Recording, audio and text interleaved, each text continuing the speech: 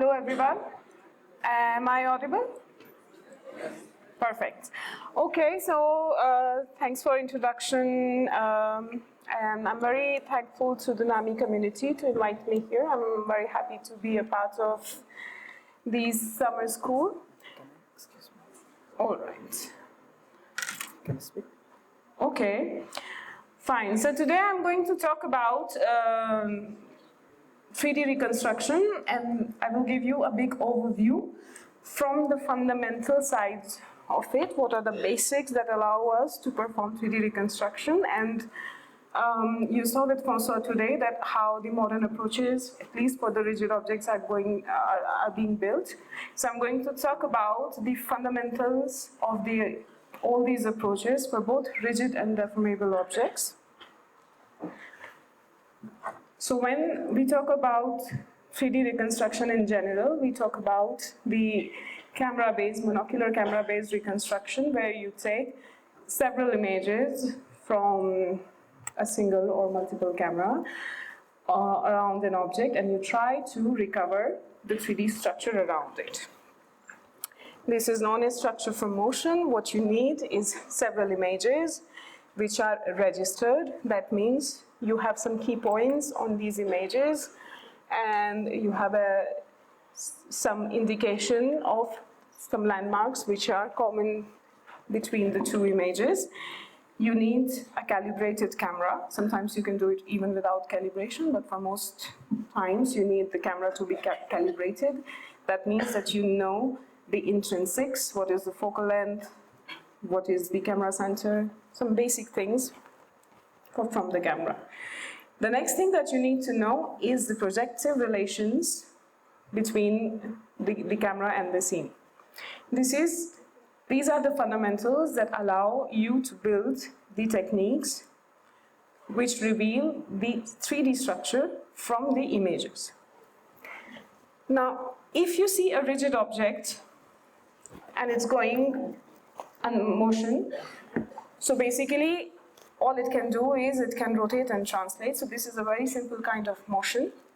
But when we look these motions on images, they can seem to be very different.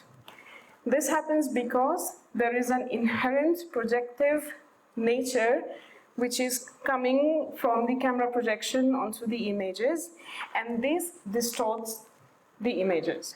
So all the 4 images that you are seeing over here, they are a valid projection of a rigid motion of the image P.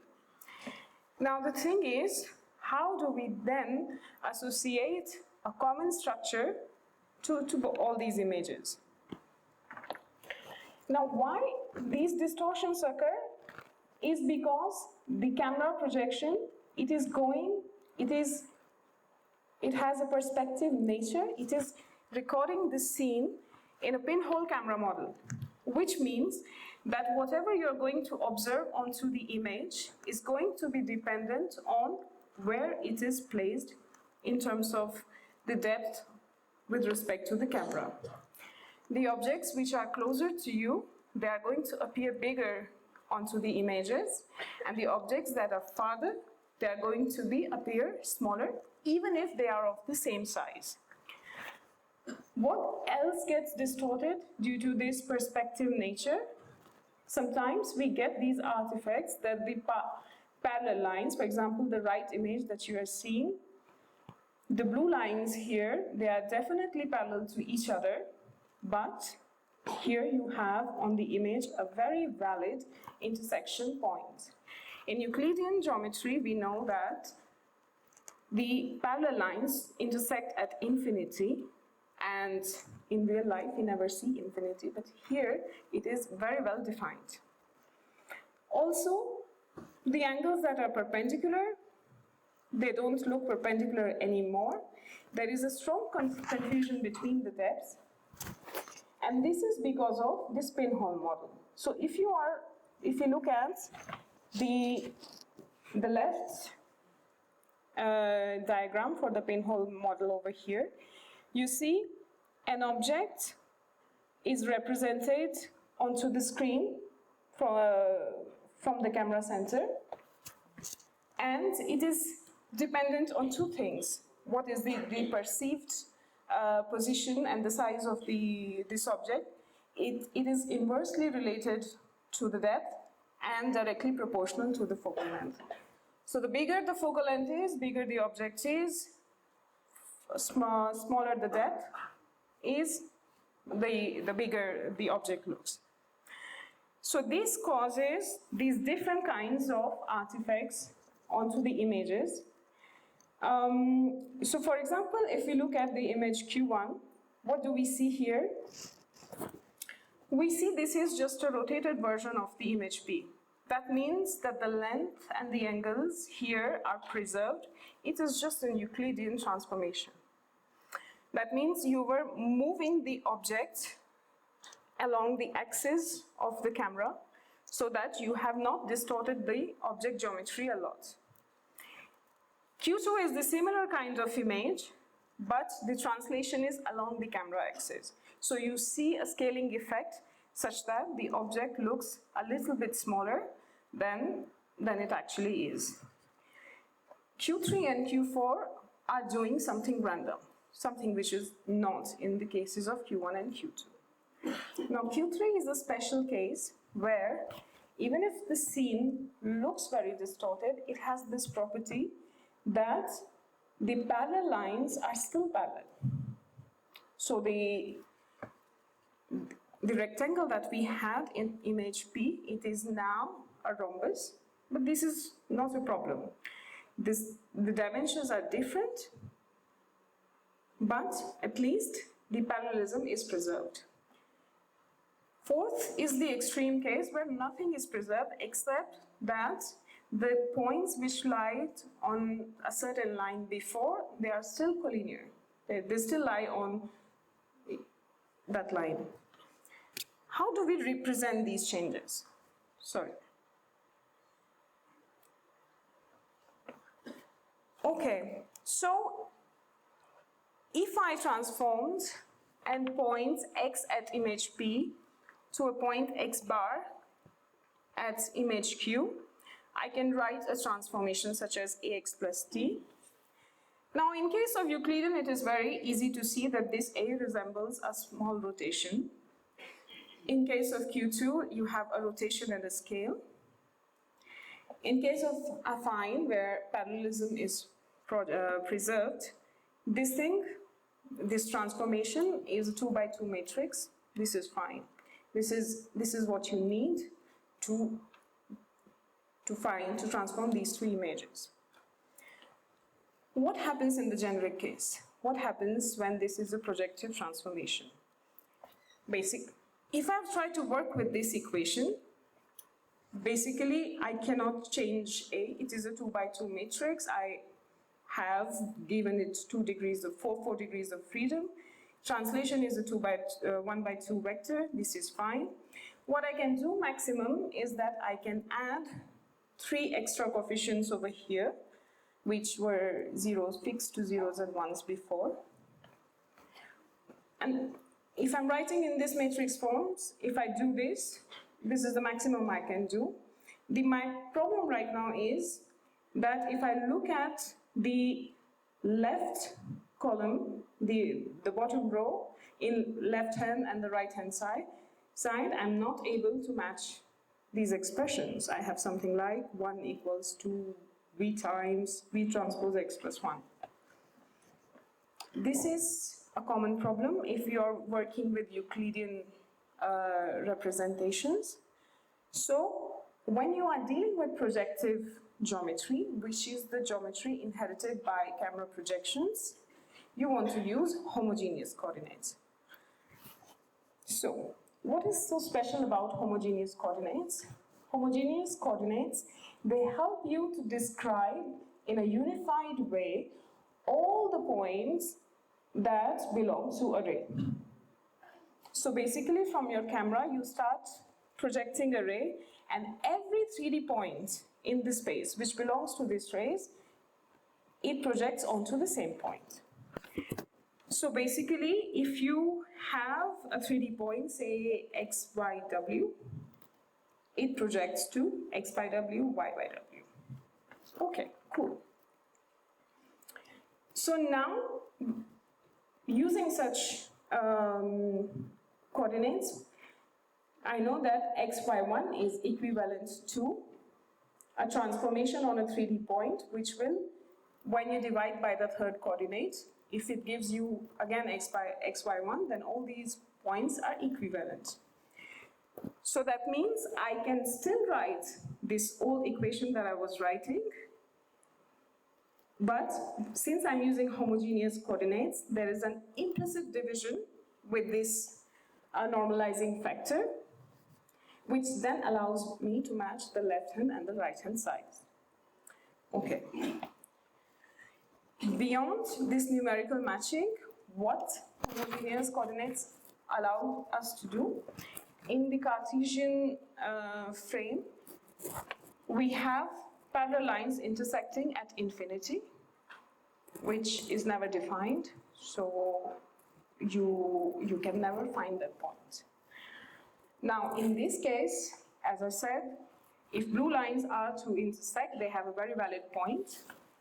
Homogeneous coordinates allow you to represent these points by making the third coordinate at 0. So each time you see a third coordinate as 0, you know this is a point at infinity. If it is non-zero, it can represent any valid point in the 3D space. But with 0, it's a point at infinity. And these points at infinity have very specific characters, which can be very beneficial for understanding the nature of the scene. Okay. Now, if you write a transformation like this, then you don't have to worry about what is the actual transformation that you are making between the images. This is the most generic projective transformation that you do. In case of cameras, we use homography because cameras give you image, which is a planar representation of the scene, and a projective transformation between two planes is known as homography. So sometimes in computer vision literature, you can see people using projective transformation or homography sometimes interchangeably, only in case of cameras, okay? Image transformations. So this is the most generic transformation that you can find, and you can reduce the number of variables from here to represent affine similarity or Euclidean transformation. Okay. How do you find this homography? If you have a plane object and you have two cameras looking at them, the two cameras which are not along the same axis, so the cameras have different orientations. And if you match a minimum of 4 points between these two images, you can write a representation like this. So basically, here you have x, y's and x dash, y dash, the point correspondences on the two images, and what you want to estimate is the homography matrix. If you write the expression, expand the equations, now think it is not a matrix multiplication anymore. The division with the third coordinate is implicit when we are talking about a projective transformation, which homography is. So you do this, and you can write the equations at the bottom. And then if you rearrange the knowns and the unknowns from here, for example, all the h elements are unknowns, and x and x dash are known, you can write a system like this. Ax equals to 0. How do you solve this system? You use a SVD. SVD is known as singular value decomposition, which transforms a data in any dimensional data in a matrix format into simpler matrices.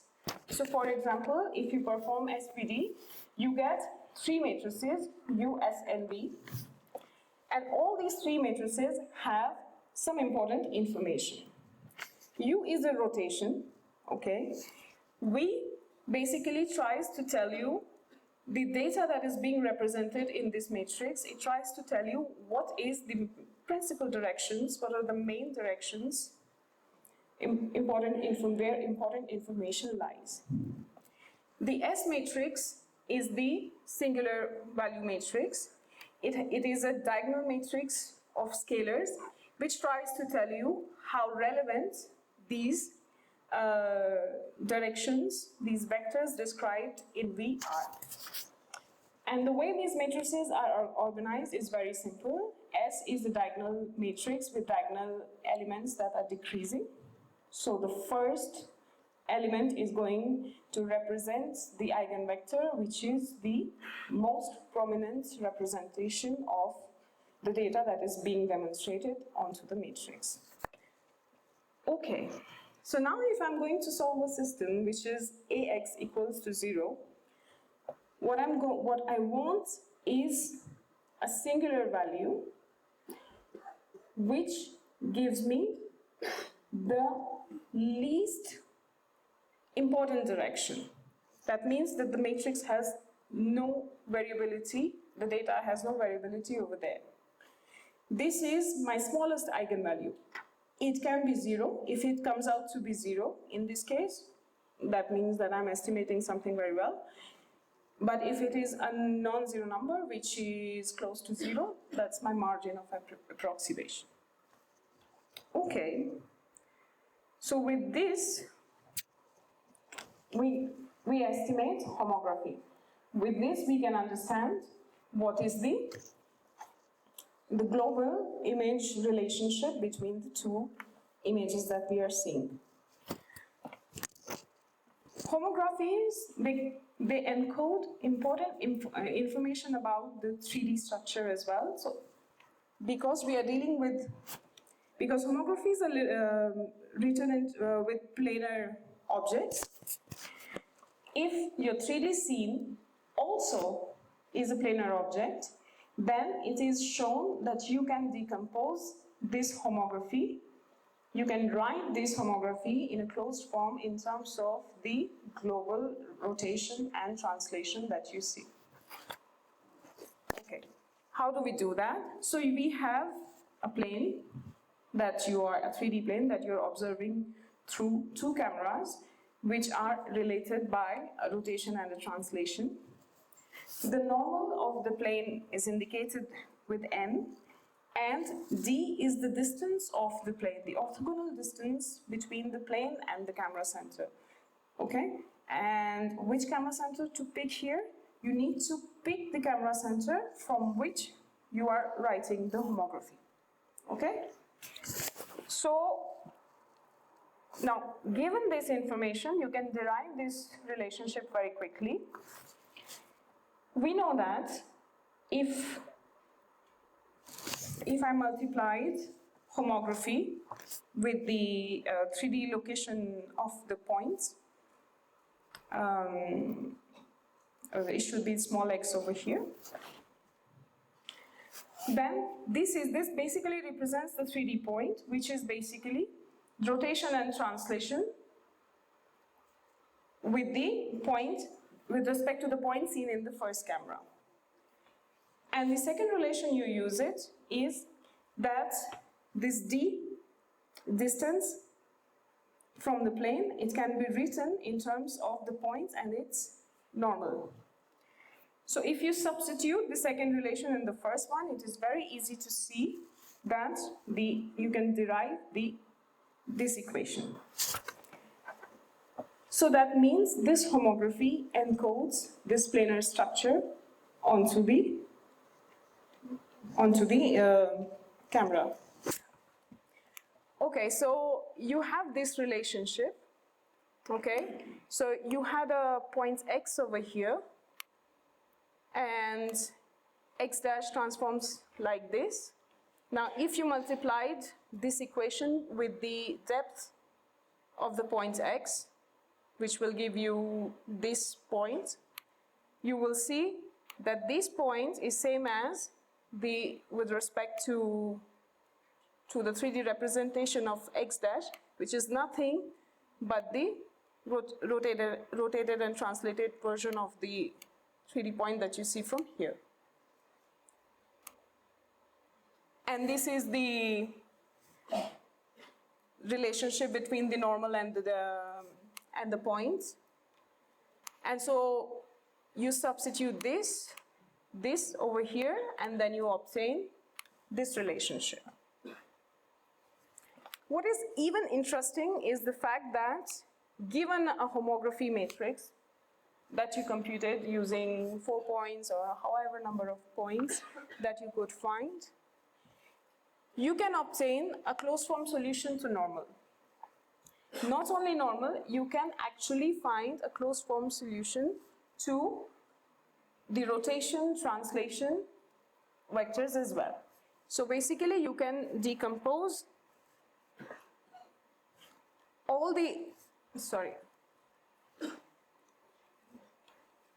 what you can do is, if you have this, it is possible to recover this, this and this. And these people, Malis and Vargas, they worked a lot on finding an analytical solution. You can solve this with SVD also. There are multiple ways to obtain these elements. But they worked on giving a closed form solution. Hello? Which? Yeah, but I cannot change my slides. Okay, am I audible now? Perfect. Okay, so there are many ways to write these solutions. Basically, there are 3 sets of solutions that you can get. All of them should be identical. So you pick any pair of them, which means that it doesn't take anything beyond homography to reveal these basic orientations of the camera and the scene related. Okay, when you solve with this system, you get 4 possible solutions for the normals. Obviously, you can disambiguate between the 2 of them because you need normals which are looking at the camera. So with sign, you can remove 2 of them, but then you have 2 valid solutions that are left with you. And this you can disambiguate by sign. You will always see that there is only one solution which satisfies the C. There is no ambiguity about it. And you can figure this out. I'm talking about this because it is very important to understand the fact that rigid cases are extremely well constrained cases. Okay. What if you are looking at a structure which is non-planar? So for example, you are looking at 2 cameras with centers O and O dash, and you start rays, you have a point X in 3D that you are viewing, and they intersect the images at X and X dash. And what we find is that there is a relationship that these points satisfied, which can be written in terms of the rotation and translation of the camera between the camera centers. This is known as epipolar constraint. So basically what it tries to tell you that even if your scene is non-planar, you sample a bunch of points onto the scene, and between these correspondences you will have a matrix satisfying this relation that X dash T cross R X dash hat equals to 0. And this matrix, this represents it encodes the rotation and translation of the scene. So how do you find this relationship? You take a bunch of points. If your camera is calibrated, you need 4 or 5 points. If your camera is not calibrated, you take 8 points, and you can recover these rotations and translations. These are the building blocks on which the Colmap method is built on. So basically, you get a lot of images. You register them with whatever method. You need to do a lot of processing to figure out which matches are good, which matches are not good. And then, then here, after you have the registered images, what you need to do is triangulation. That means you start several rays starting from the images, and you try to, using the fundamental, you need to approximate the fundamental matrix, and then you try to adjust these relative orientations so that the different positions, they comply with a unified structure and they project onto each camera independently in a very nice way.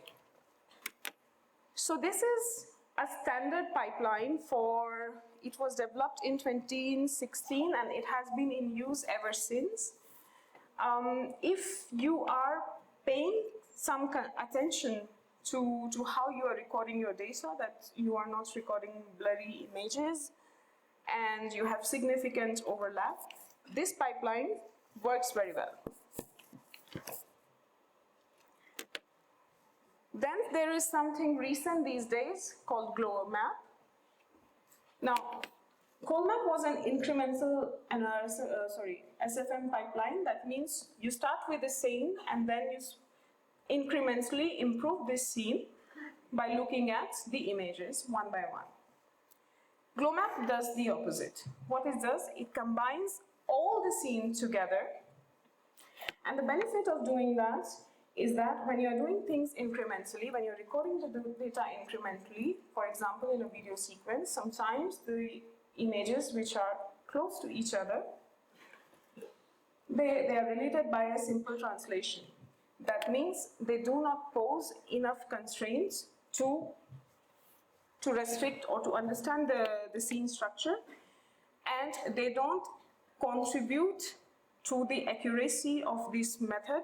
Rather, they just add the computational complexity. This is considerably faster from GloMap because here you consider all the images at the same time and you are recovering the camera positions and the structures jointly. Okay, what GloMap and GloMap give you is a very sparse representation of the scenes because you are working with the points that you extracted using SIFT or whatever feature matching method that you used. And from here, you want to reconstruct something which is dense.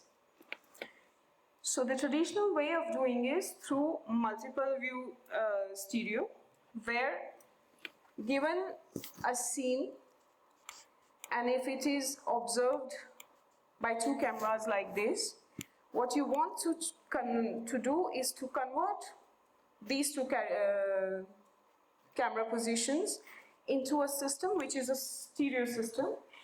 A stereo system is one where the two images captured by the cameras are only different by a simple translation along one of the axes.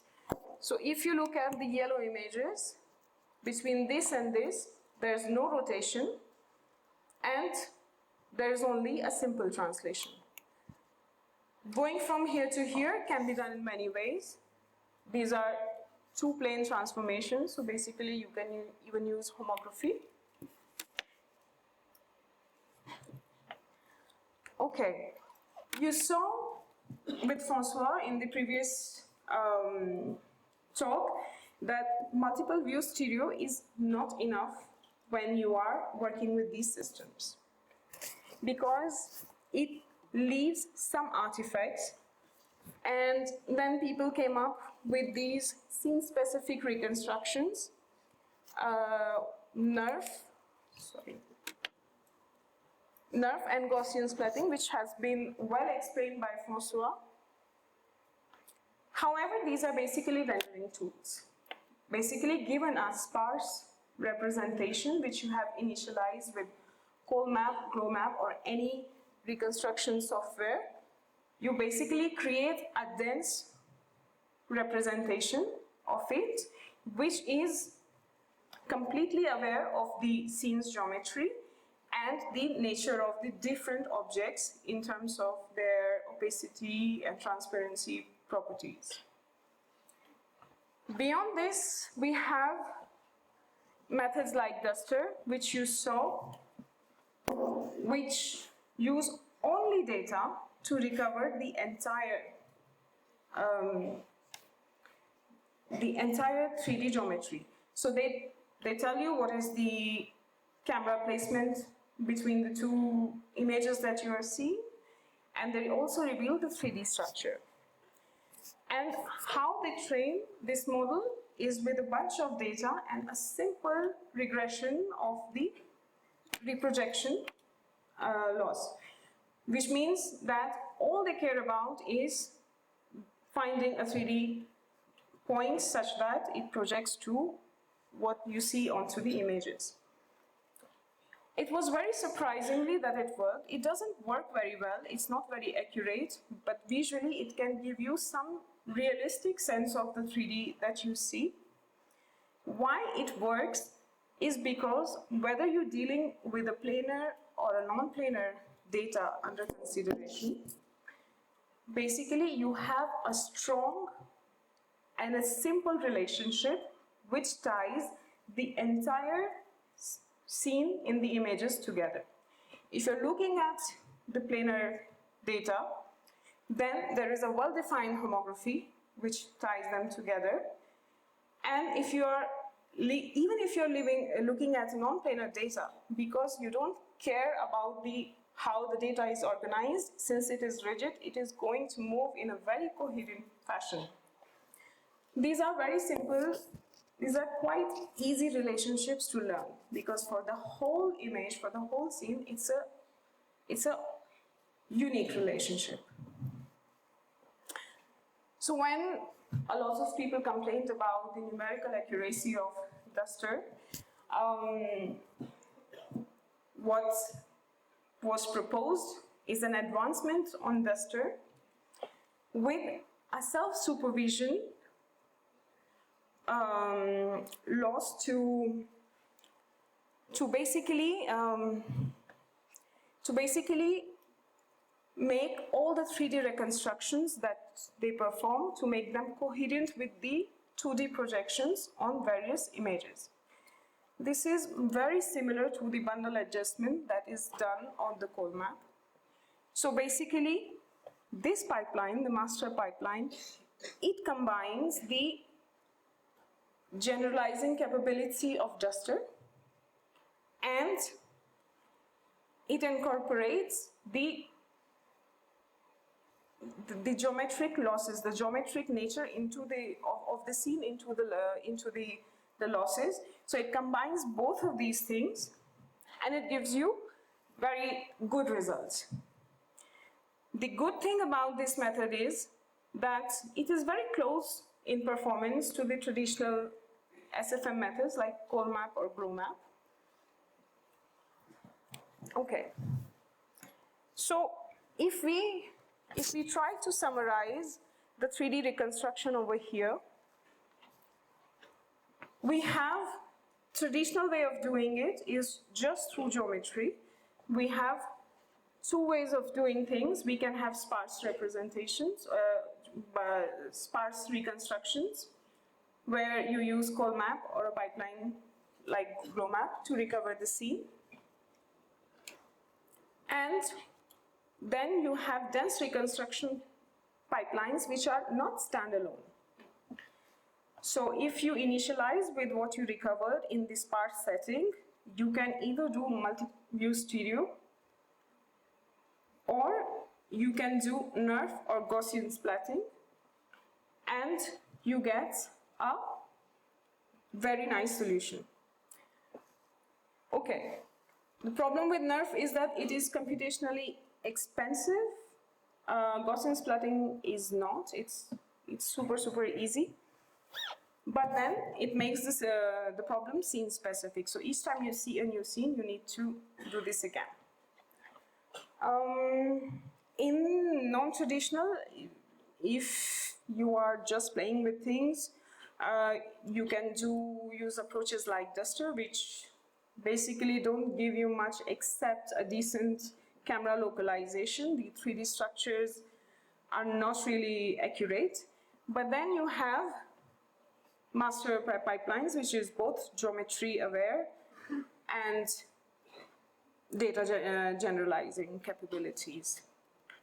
Okay, so to summarize the space of 3D reconstruction of rigid objects, we see that whether you use a traditional approach or a non-traditional approach, you are able to recover a decent reconstruction. If you have an application which is very specific to the demands of accuracy or speed, you can go for a certain kind of representation, a certain kind of technique. But in general, no matter what you pick, if your application is very generic, you should be able to get something decent. Why this happens? This happens because no matter what your rigid scene is, it is very, very tightly well defined from the perspective geometry of the images that you are capturing. So whatever geometry there it is, just by looking at these projective transformations or homographies, you are able to disintegrate the scene in a unique way. What about deformable objects? What we had in our structures from motion pipeline was a set of defining principles which could model the camera motion or the object motion very nicely.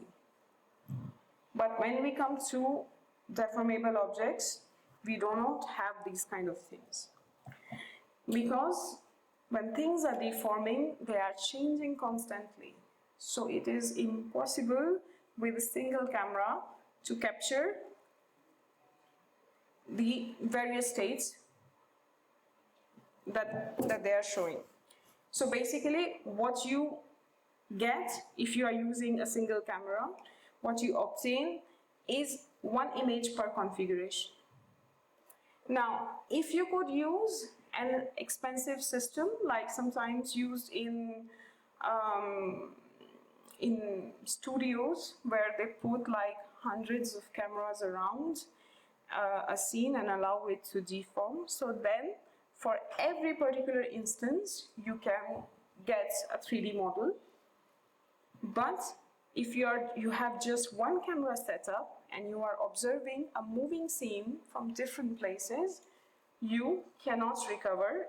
You do not have these tight relationships between the images that you had before, and you cannot recover anything anymore. So what do you need to do here?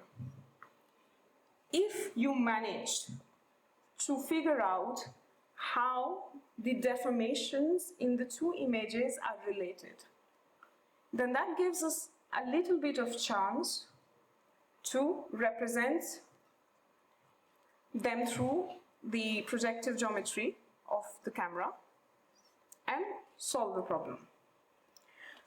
Okay, so how do we start with this? This is a very complex problem because now what are the relations between the two images that you are seeing is not very apparent.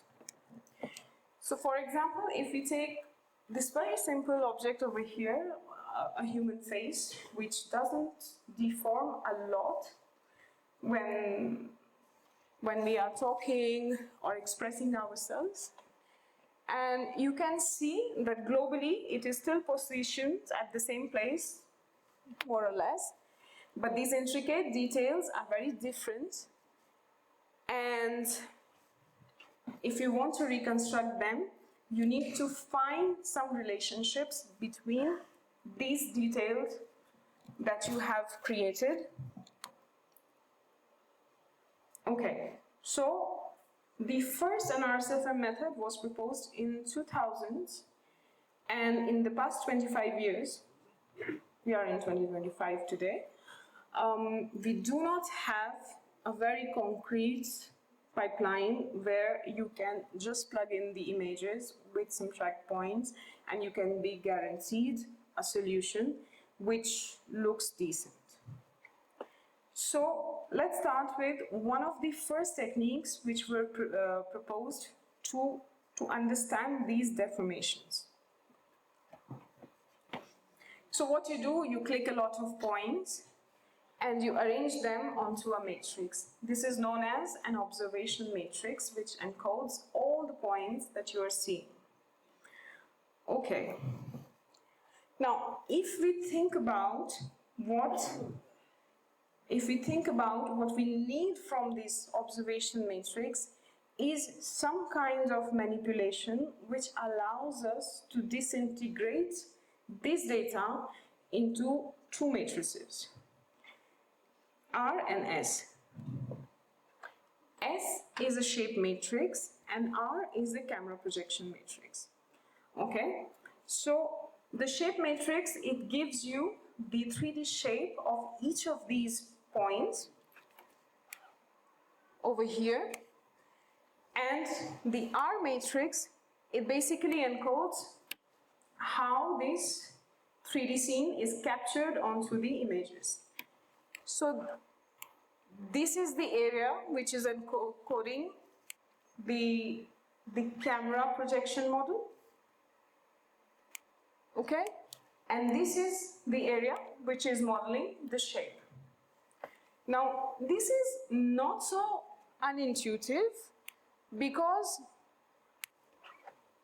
if we think about in parallel with the rigid case, we have a 3D scene, different 3D positions of each images, and you project them through cameras, and this is what you should be observing. This is more or less enough. Now, if you look at this problem, how many variables that you have? You have only 2mn data, 2m times n, and you need to recover at least 3mn variables from here.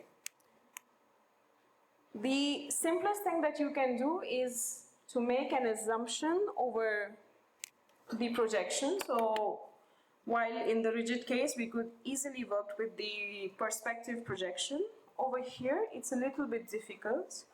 Over here you start with an orthographic projection, which means that your camera is very parallel to the scene, and the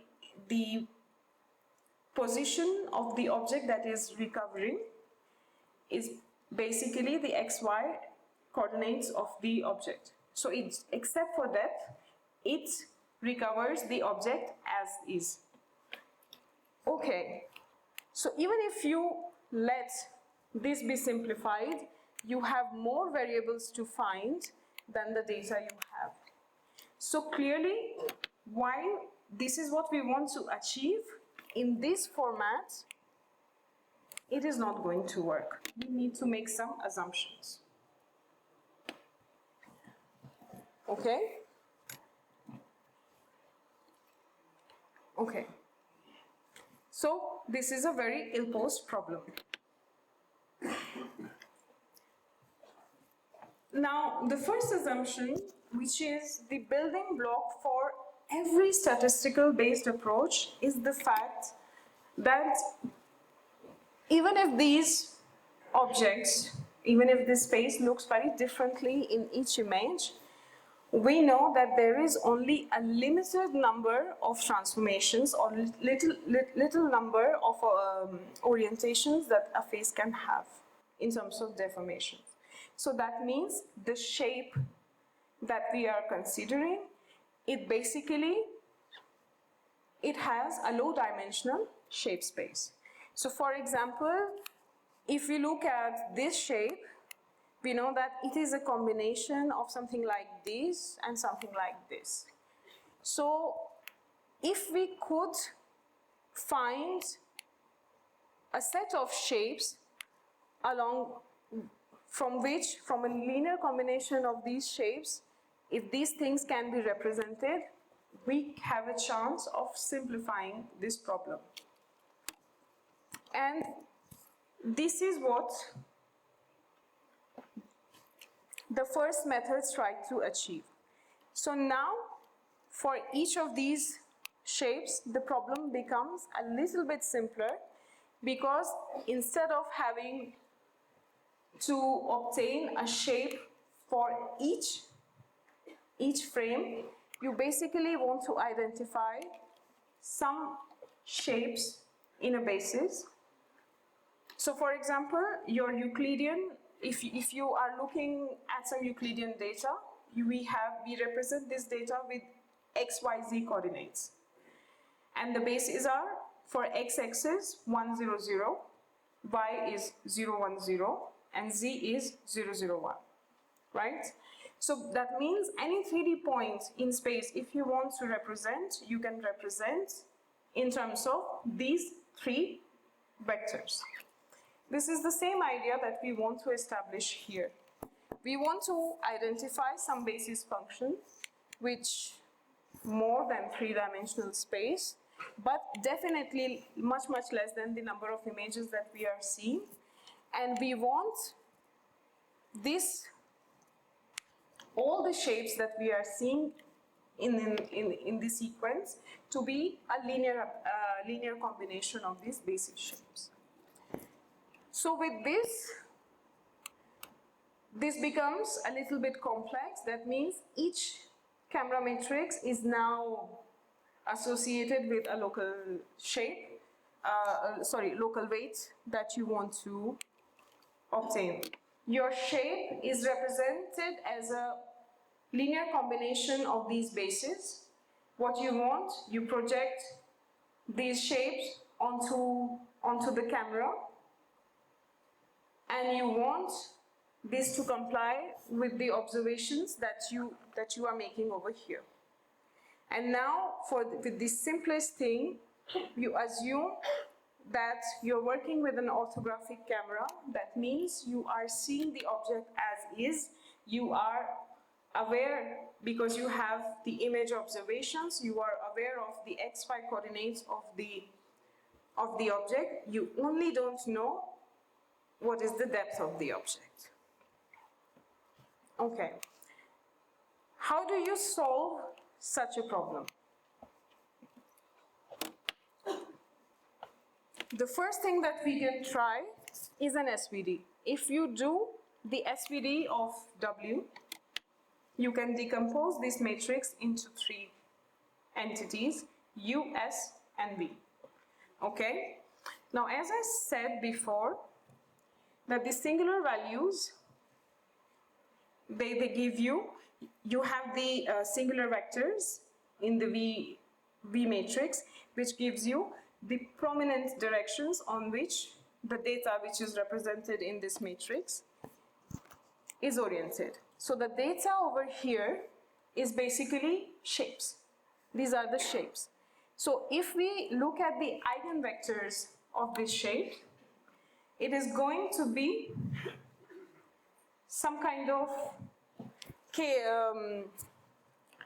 n-dimensional vectors, which can be a representative of the shape that you are seeing.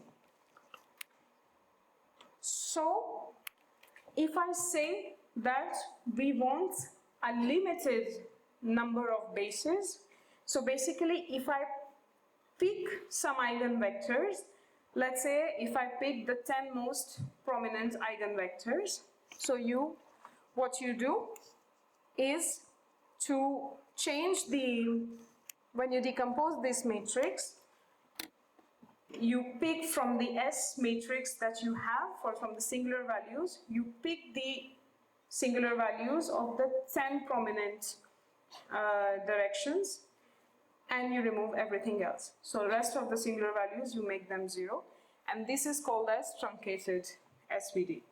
So basically, you are picking data which is important, the shapes which are important to describe the whole shape matrix that you are observing, And with that, you get a solution. Now, this seems to be a very simple case which can be solved with an SVD with only one problem. How do you choose K?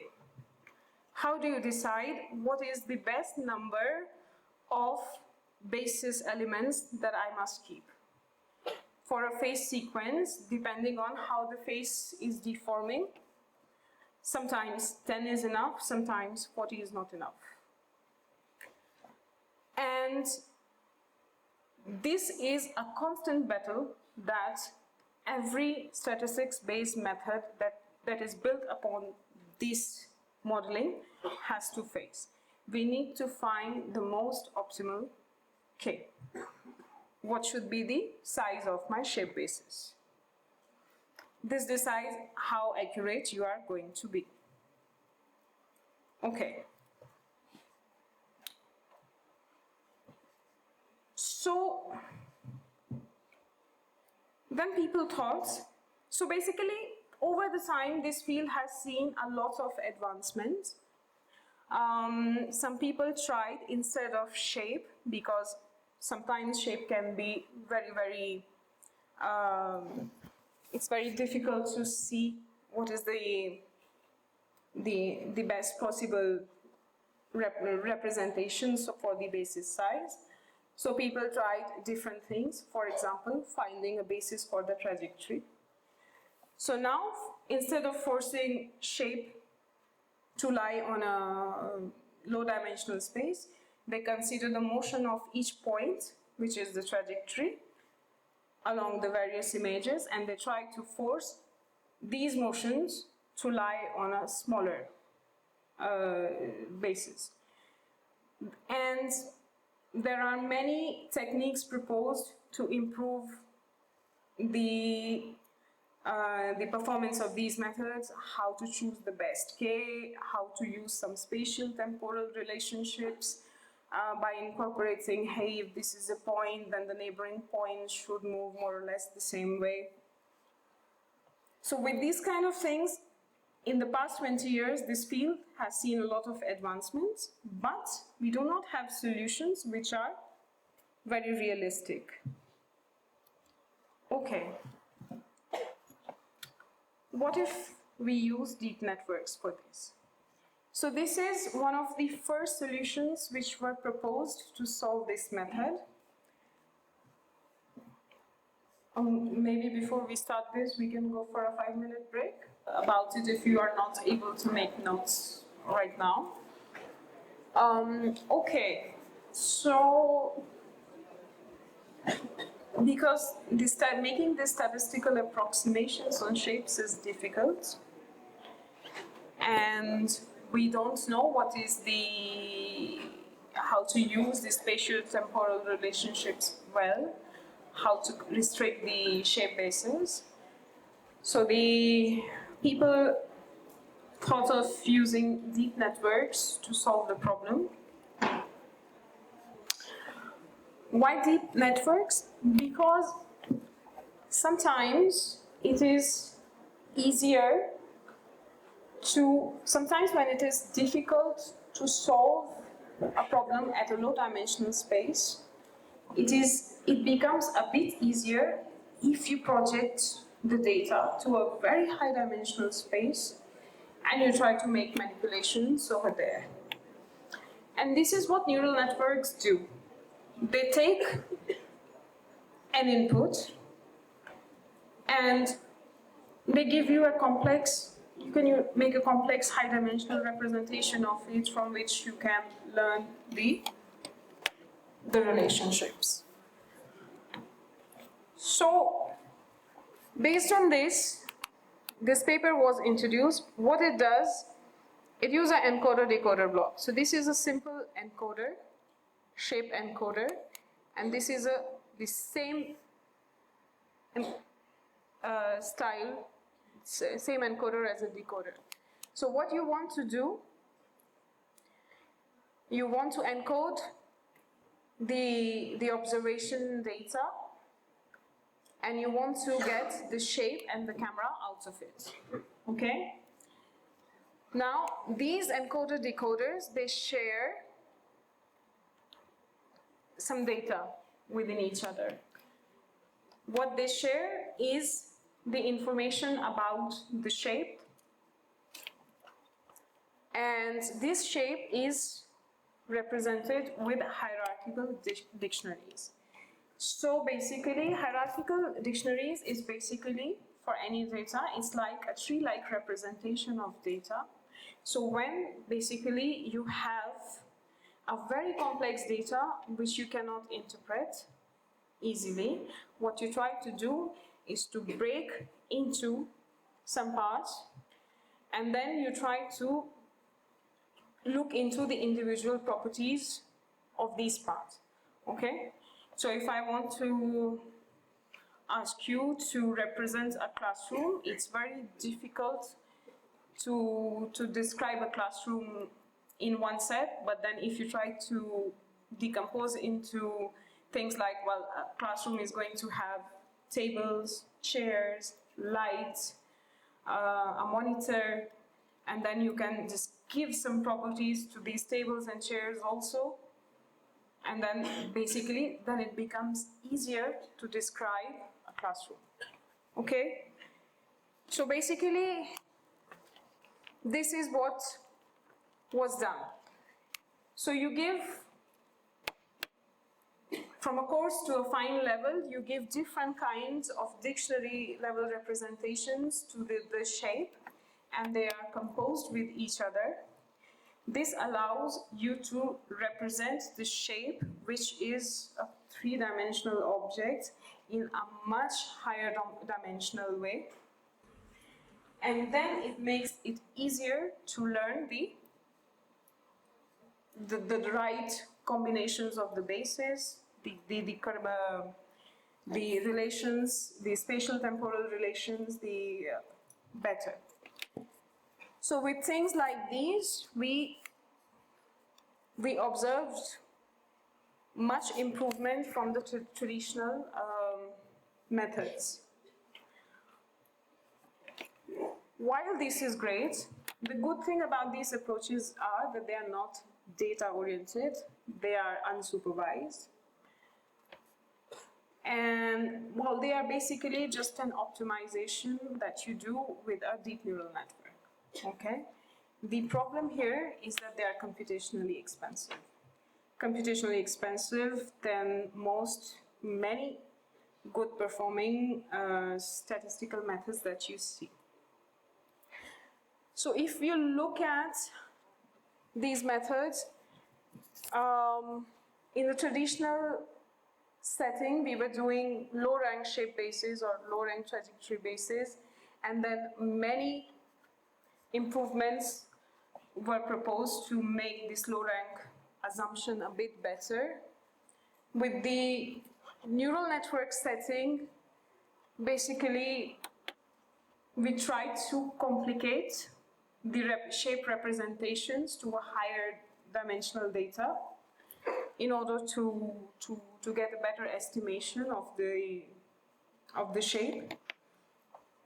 And both of these techniques, I mean, some of the traditional low-rank techniques, they work very well too. Both of the techniques have a decent performance.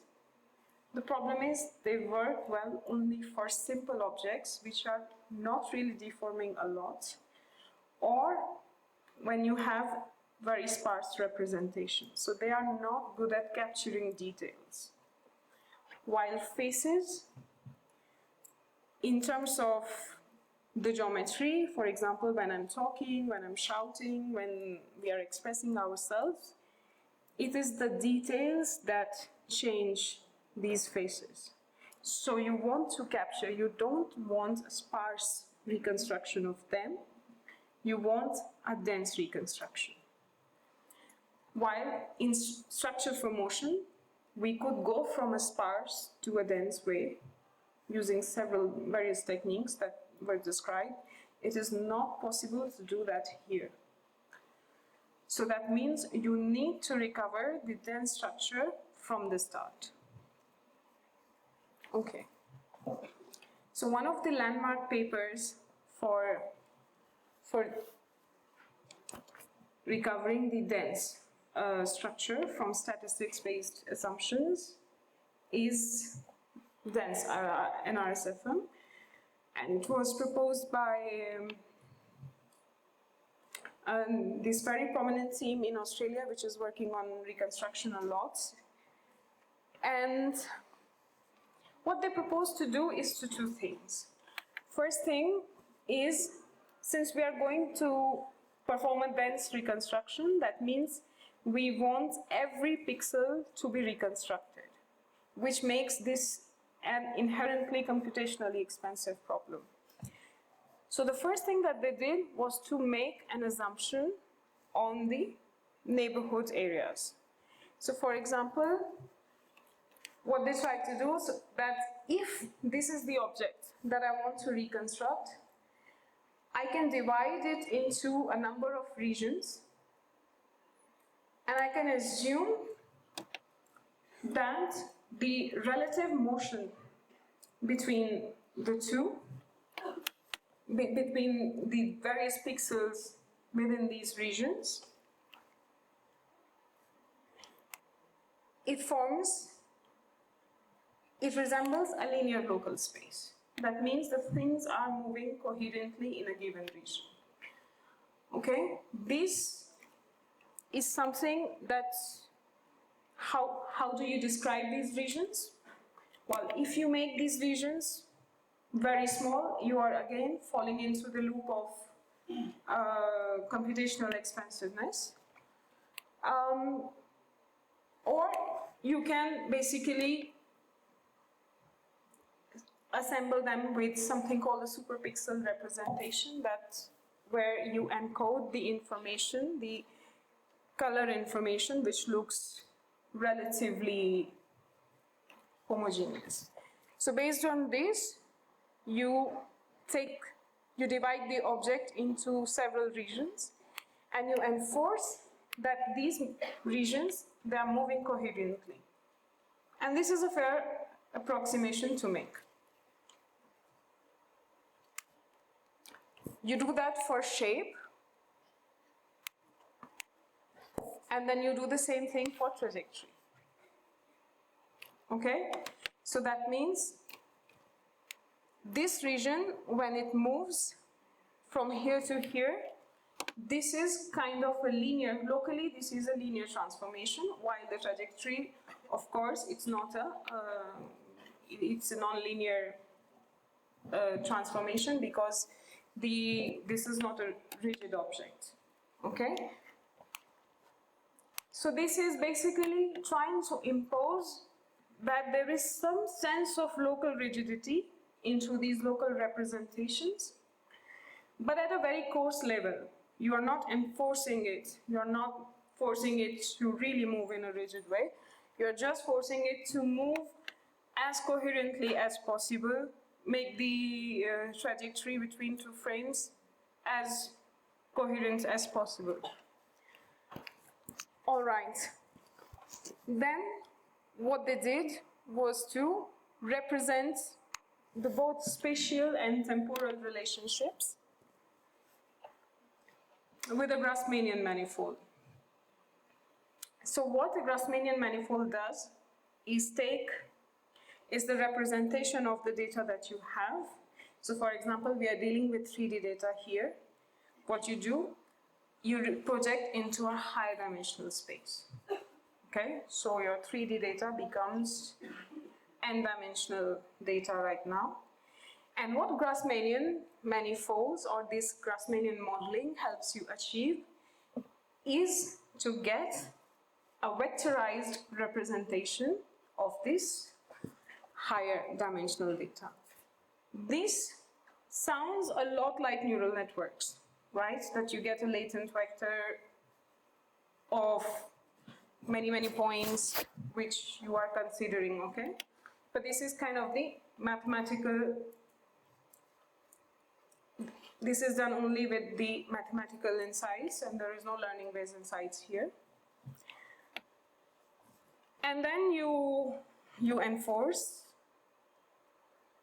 the same constraints that you had, that the shape should have a low-dimensional basis. The trajectories should lie on a low-dimensional subspace. The spatio-temporal relationships should be coherent. And you work with this, and you get something like this. This looks good, right? What we were missing in the traditional methods is the details, and here you are recovering the details decently enough. Okay. These methods are computationally slightly expensive, but for the results that they provide, it is worth the computation. And at least by now, we didn't have more.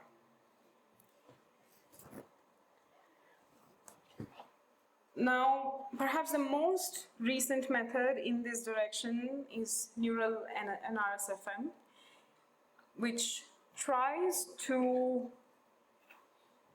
combine the ideas from the traditional methods and the learning-based strategy to get a decent shape representation. So what they did,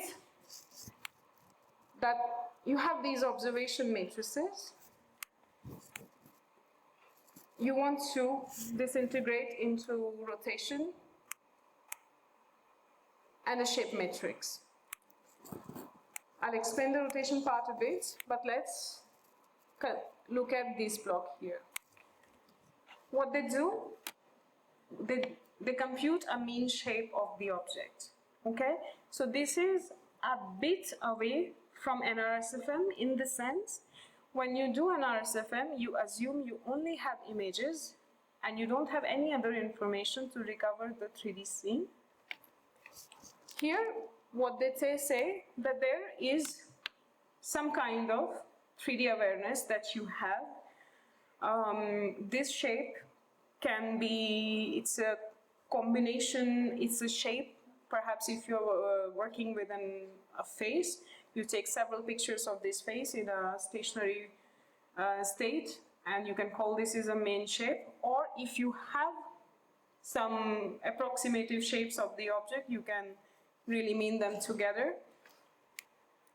The idea for this main mean shape, is to give kind of a starting point to the shapes that you want to reconstruct. The only information it is encoding is that at a global level, this object looks something like this. Then this block is handling the deformations. So now basically your exact shape is the mean shape plus some details. And basically what you want to learn is these details. Okay, because the mean shape is something that you have. And it is these details that make the various configurations of the object very different. Okay? So what do? You have this autodecoder framework which is going to decode only deformations. Because the mean shape is fixed, now you are dealing with something which is very small, something very minute, which is the deformation. You encode this deformation, you represent this deformation with a high-dimensional latent representation, and then you try to decode these deformations just to obtain these small 3D displacements from the mean shape. So what you are going to say is that I know more or less what this object looks like between the frames. I'm just only assuming that there are minor changes between these shapes that I see, and they are going to give me these various details in the shape. We have a rotation block over here, when I described the traditional NRSFM, when we talked about this is basically encoding just the orthographic property of camera.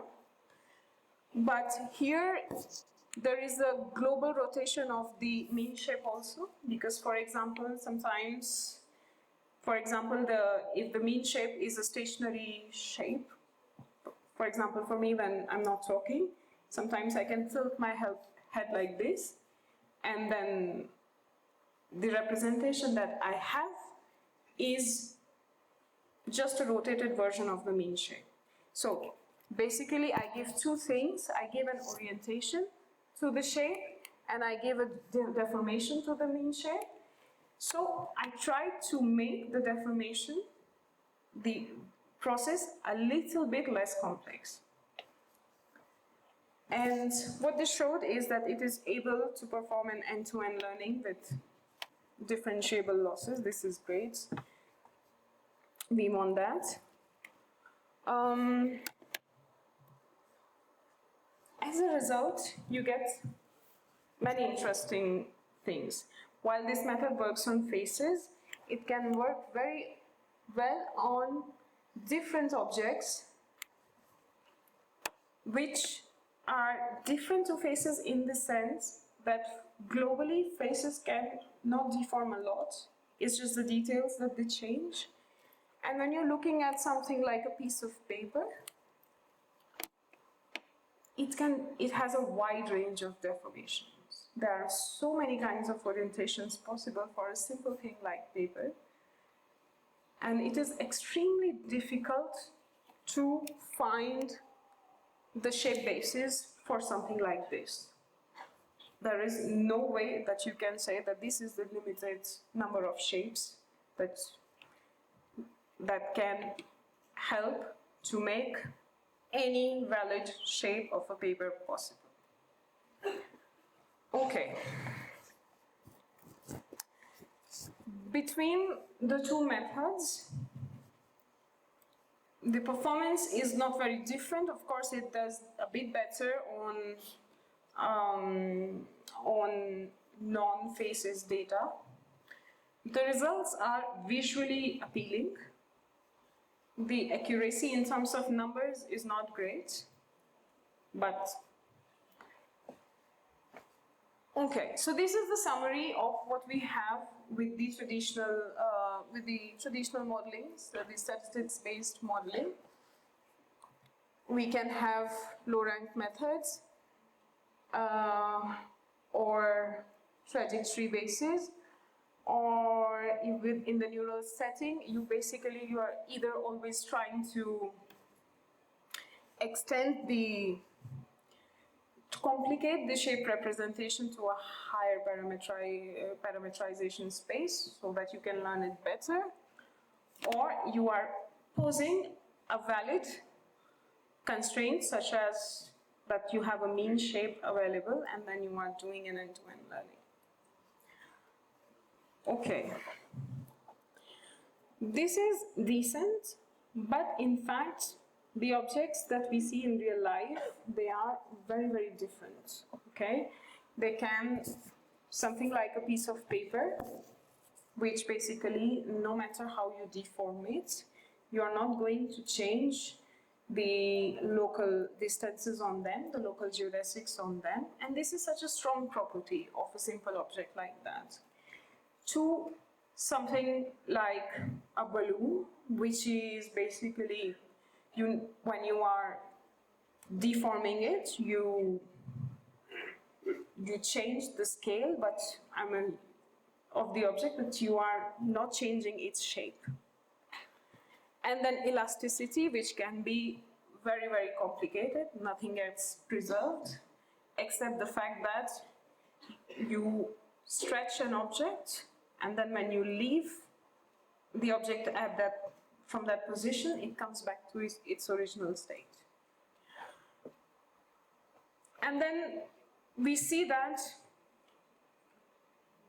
the various directions are appearing at the same conclusion that you have to model the homogeneous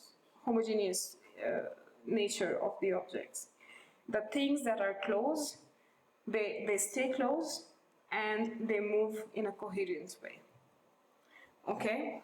So now, if we just look at a simple object like paper or something which preserves the geodesics when they are deforming, what people tried in the beginning to see how can we impose the strong constraint that if this thing is deforming, it is not going to change any local distances on them. So for example, if we take this paper and you have 3 points on them, you know that along the paper, the distances between these 3 points are fixed. So in this image, this distance looks smaller than this one, but this is only because of the perspective nature of the images. They are indeed the same, okay? So basically what you do, you take several, you assume camera centers and you start rays from camera center passing through these points and they will go to the actual 3D location somewhere.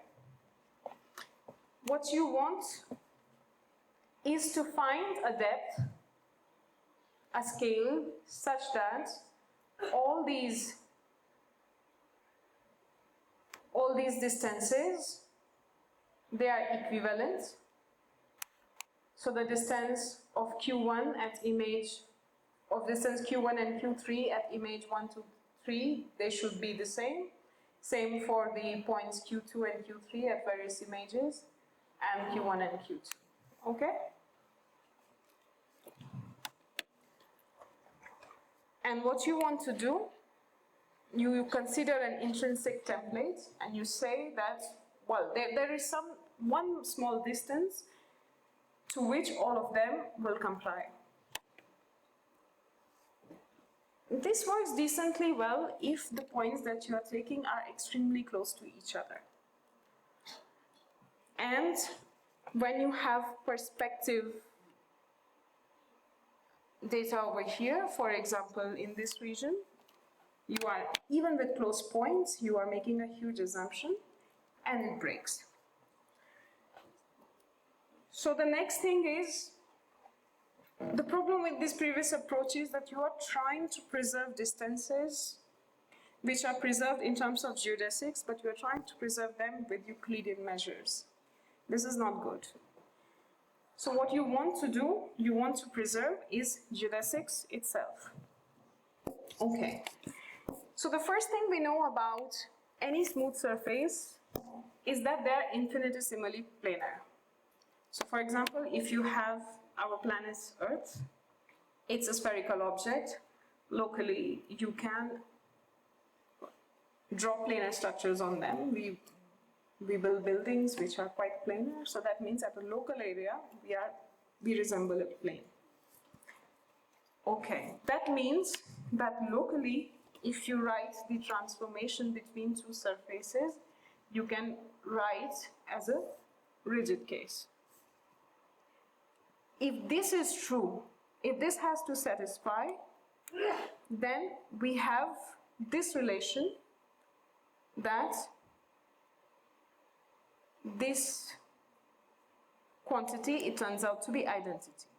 This is because if you write this continuous mapping psi from one surface to another, then the Jacobian of psi locally, it should resemble this rotation matrix, right? So you can try to do differential of P2. If you try to differentiate P2 with respect to P1, the differential of P2 with respect to P1 is just R12, okay? So that means that locally, these Jacobians should look like a rotation matrix. Okay, so now we have this setup where we have two images, we have the registration available. That means that you have used optical flow or SIFT to compute this function eta. You have assumed this to be isometry. All you want to do is to find these two things, these two parameterization. Now, because this is a perspective camera setting, we write it something like that. Okay? So this is in compliance with the pinhole model that you see, that if you will project this onto the image, you will get U and V as pixel coordinates. How do we preserve geodesics? So if I'm looking at this surface M2 and I write any local property on it and any local structure on it, I can either write using the image I2 directly, or I transform I2 to I1, then embed I1 to the surface, then isometrically transform it, and I write here. And this should be the same, right? Because these are smooth surfaces, this is functional compliance. Okay? This means that this function, phi2, this is equivalent to this function composed with this function, composed with this function. Fair enough? So, then you differentiate this expression, multiply with the transpose, and you see that this term disappears. Because for isometric deformations, the local Jacobians of the 3D transformation, they resemble a rotation matrix. And then, so multiplication with their transpose, it becomes identity. What do we have here? We have 5 variables and we have 3 equations. We cannot solve this system. Okay. What do we do? What have we done so far is basically, since smooth surfaces are locally planar, that means we have approximated them.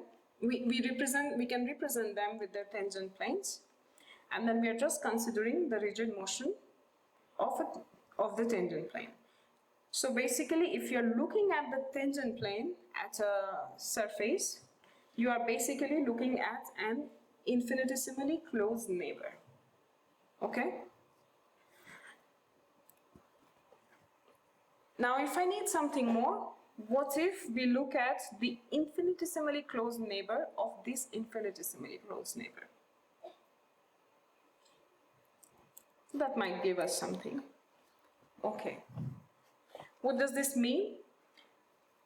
That you are looking at the tangent plane at the surface and the tangent plane at the, you're looking at the tangent plane at the surface at a point P and a tangent plane at a point which is infinitesimally close to P. The interesting thing is that you never have to define what is this infinitesimally close plane. So far, we haven't talked about this. So this is a very interesting concept from a French mathematician, Elie Cartan, which tried to quantify just that. What he tried to say, that if you have a point P on the surface and if you write a tangent plane on it, so you have a local frame of reference with tangent plane and a normal, and if this point moves a little bit more, then you're going to have another tangent plane.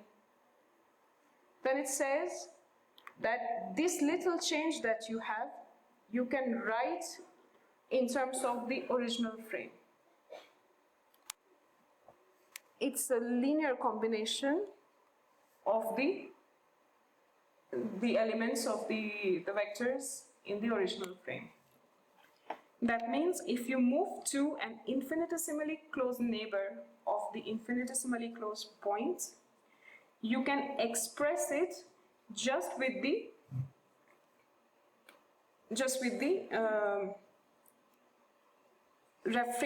frame of reference of the tangent plane. Cool. Local change of tangent planes that we want to recall, this is known as connections. Okay? So this is what the setting looks like. You have the deformation, you have this node. We saw that there is a preservation of these quantities, okay? And then you have these connections, which is basically the rate of change of these. This gives us two more constraints. So overall, okay. So it gives us something like this, where S is a matrix H transpose H minus 1. And if you look at H, it has only the observations from the images. It has the 2 points and the local Jacobians and Hessians around it. This thing starts to look exactly like the homography decomposition that we saw in the rigid case, right? So basically, what we have is this expression by preserving distances, which gives you 5 variables, 3 equations, and this expression, which relates normal, so it shares the variables from these equations. So overall, you still have 5 variables and you have 5 equations. This is a system that you can solve. People who solve the rigid case, they have solved it for you. And based on this, you can build very nice applications. For example, here we try to reconstruct these objects like a drape and a face, and we proposed an application where you want to add, in order to see how good we are reconstructing, you basically make an application where you add something to this data. So basically, if you were to do it in real life, you will have to change every frame. So for example, if you want to put this red dot on this character, on each frame of this sequence, you will have to add this edit, and then you will have to, I don't know, pray to God that it comes out well. Instead, if you could reconstruct this in 3D, edit only one of the frames, pick the easiest one that you can find, then basically an RSFM will do the job for you to transfer all the edits you have made. So here you see that from beginning to the end, when the cheeks are stretching a lot, the edit looks very coherent, very nice. This brings a question: are the rigid objects and deformable objects really different? No. At a local level, you can have cameras related by rotation and translation in the rigid case, and you can compute homography using DLT, decompose it to get the entire scene. You can do the same over here. This is not very unintuitive. If you start to see a surface as a collection of infinite number of infinitesimally small planes, then whatever planar relationships that you learn in the rigid case are applicable here. The only difference is that in the rigid case, well, to find this homography, we had the 4 points to get this transformation. You could click 4 points anywhere on the object, and when we think about deformable cases, you don't have those 4 points. So basically, with this differential modeling, it allows you to encode the extra points in terms of the Jacobians and Hessians at that point itself. And then you get a closed forms representation of this homography. Once you have that, you decompose it. Okay, what is the summary of this talk? We know that 3D reconstruction of rigid objects, it works great because there is such a strong framework to represent rigid objects from the images, from the projective representations. You can do anything you want on the rigid case. You can go, if accuracy is something that you desire, you can go for Colmap or Glowmap kind of pipelines. If you can compromise a bit, you can go for Duster or Master kind of pipelines. But nevertheless, with whichever strategy you use, you get something decently reliable. It is not the case with the deformable objects so far. This is because it was missing a framework which ties the structure onto the various representations that you see in the images. So if we are to build anything for the deformable case, we have to incorporate this geometry into these pipelines. So basically, what we have obtained so far is a parallel between the rigid and the deformable objects. And then the future looks like that we can build pipelines using these relationships to solve the reconstruction. Okay, so I'm going to stop my talk now. If you have any questions, let me know.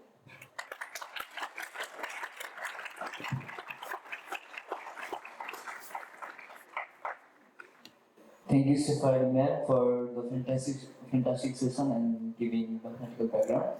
I was curious about the time complexity for homography decomposition. Oh, it's closed form, it doesn't take any time. You have the solution, basically it's a plug and play thing. Pick any of these solutions. Once you have this homography matrix, you write this matrix. Once you have this matrix, you have a solution. Okay.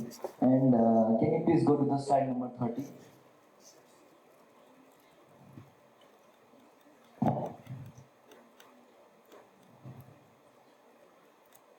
Right.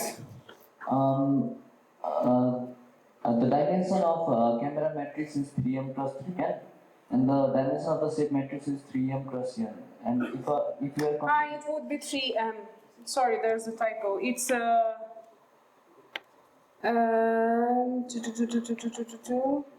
3m into m. It would be 3m over here. Sorry, this one. Otherwise, they won't match. yes. Yeah. And go to the previous slide. Yes. Sorry, which one? This one. This one? Yes. Okay. I want to know about the facial features of the image is incorrect to the 2n, where n is the number of points. So, like how it is done. So basically, suppose you click n points over here, then you have u and v coordinates of all these points. So this 2n is basically representing one row is the u and one is v. Okay. Okay. So then we stack them all together. Then we stack them all together. Okay. Thank you.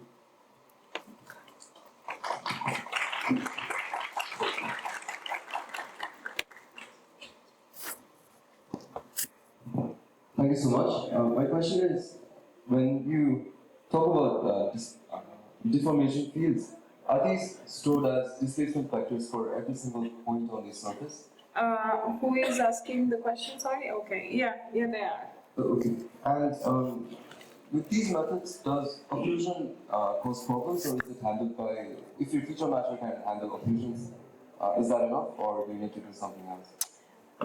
If your feature matcher can handle occlusions, then this is always enough. But normally you have two kinds of occlusions. One is a self-occlusion. For example, if I take a piece of cloth and I like wrinkles that are formed onto the clothes that we wear. It is very difficult to interpret them because A, the feature matching algorithms, they fail over there. The B, what you are not seeing through the camera, you cannot model it in a unique way. Even if you force it to be isometric, there are many, if I put my hand like this, there are many configurations for this finger part of my hand which are perfectly fine. So self-occlusions is an ill-posed problem. And of course feature matchers fail over here. But if you are facing an occlusion where feature matcher is to which feature matcher is robust to, then you can reconstruct it. Thank you.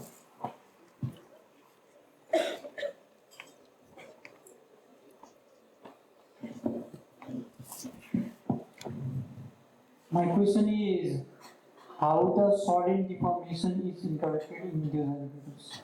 Sorry? Like breaking of a plants or explosion of bomb. Breaking of planes, how is it?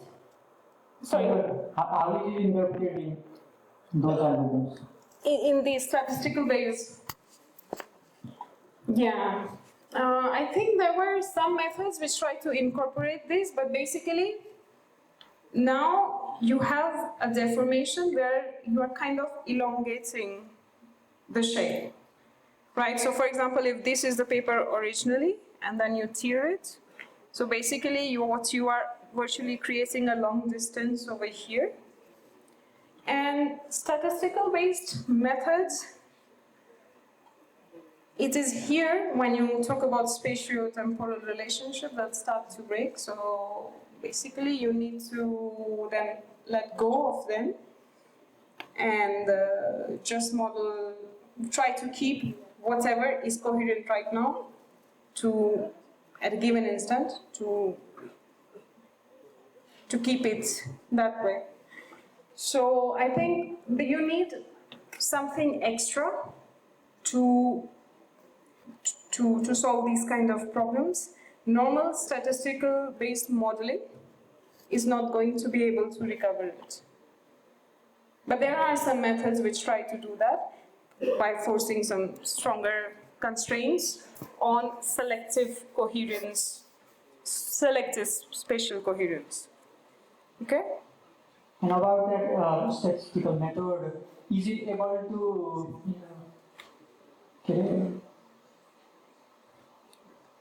it is able to handle if the unrealistic deformation is made in the object? Unrealistic elongation? Not really, no. To some, so we have not seen many data sets with unrealistic elastic elongation. I think there's this one slide that I show with an elastic object, which is coming from one of the NRSFM data sets. But whether we talk about, I mean, the statistical modeling is a bit more advanced than geometric modeling. But if you do this unrealistic stretching, to some extent, it would be fine. But I don't know how unrealistic you are talking about.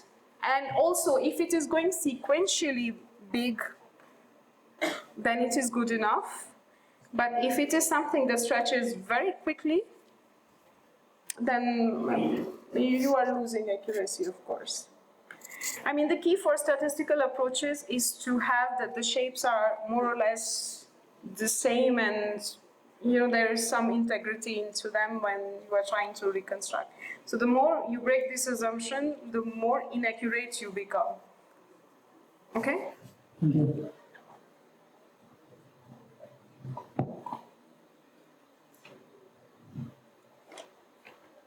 Do you have any questions? Can take one question actually.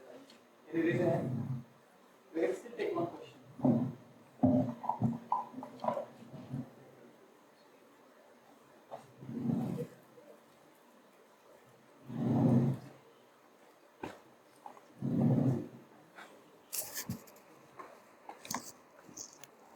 Okay? Okay, thank you very much.